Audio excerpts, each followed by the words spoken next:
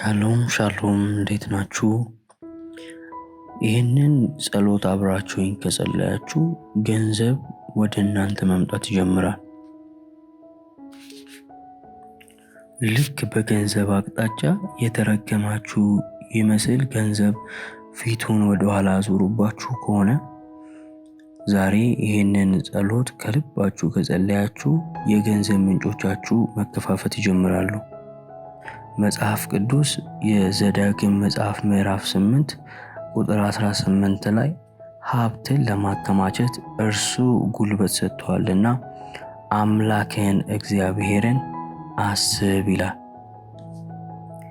የምሳሌ መጽሐፍ ምዕራፍ 10 ቁጥር 12 ላይ ደግሞ የእግዚአብሔር በረከት ባለጠጋ ታደርጋለች፣ ሐዘንንም ከእርሷ ጋር አይጨምርም ይላል። የሀብት የባለጠግነት የገንዘብ ምንጭ ሁሉ እግዚአብሔር ነው። እርሱ ከከፈተው ሰውም ይሁን አጋንንት መዝጋት አይችልም። ብዙዎቻችሁ ጋር ገንዘብ የማይመጣው አልችልም፣ እግዚአብሔር እኔን አልባረከኝም፣ ገንዘብ በእኔ በኩል መምጣት አይችልም፣ ቤተሰቦቼ ደሃ ናቸው፣ እኔ ደሃ ነው የምትሉ ሰዎች ገንዘብ ወደ እናንተ አይመጣም። ለዛም ነው እስከዛሬ ገንዘብ ቢመጣ እንኳን የተወሰነ ገደብ ሆኖ ይመጣል፣ ገደብን ሰርቶ ይመጣል። 100 ሺዎችና ሚሊዮኖች መግባት አትችሉም። ፍርሃትና እምነት እጥረት አለባችሁ።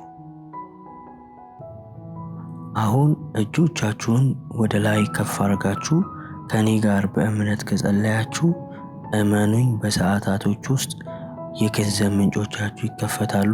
ስልኮቻችሁ ሳይቀሩ ስለ ገንዘብ ብቻ ወደ እናንተ ሰበር ዜናን ይዘው መምጣት ይጀምራሉ። አሁን የጸሎት ሰዓት ነው። መጸለይን ጀምር። አባት ሆይ በኢየሱስ ስም የገንዘብ መዘጋት ሁሉ አሁን ከእኔ ሕይወት ላይ እንዲሰበር፣ ምንጮች እንዲከፋፈቱ እጸልያለሁ። የእጄን ሥራ ባርክልኝ። የአእምሮዬን መዘጋት ሁሉ እንዲከፈት ከዚህ ሰዓት ጀምሮ አእምሮዬን እንድትባርከው ቅዱስ መንፈስህ እንዲቆጣጠረኝ እጸልያለሁ። አሁን ሰማያት በእኔ ላይ ይከፈቱ፣ በጌታ በኢየሱስ ስም አሜን። እመኑኝ፣ ይህንን ጸሎት ከኔ ጋር ከጸለያችሁ አሁን ገንዘቦች መከፋፈት ጀምረዋል። የገንዘብ ምንጮቻችሁ ተከፋፍተዋል። አሜን ብላችሁ ኮሜንት ላይ ጻፉ። ይህንን ቪዲዮ በሌላ የጸሎት ርዕሶች ለማግኘት ሰብስክራይብ እያደረጋችሁ ጠብቁኝ። አሁን ገንዘብ ወደሚስበውና ጥልቅ ወደ ሆነው ጸሎት እንሂድ። ከኔ ጋር ሆናችሁ በመንፈስ መጸለይ ጀምሩ።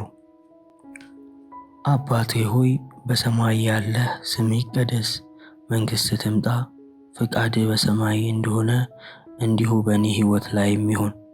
ጌታ ሆይ ዛሬ በፊትህ የቆምኩት በራሴ ኃይል አይደለም፣ በጸጋህና በምሕረትህ ነው። እግዚአብሔር ሆይ ልቤን መርምር፣ መንገዴን ሁሉ አንጻ፣ ከሚይዘኝ ኃጢአት ሁሉ አንጻኝ። አባቴ ሆይ በሕይወት ላይ የቆመ የትኛውም ድንበር፣ የትኛውም ኬላ፣ መንፈስ፣ የእጥረት አስተሳሰብ፣ የፍርሃት ሰንሰለት ሁሉ አሁን በኢየሱስ ክርስቶስ ስም ይሰበር።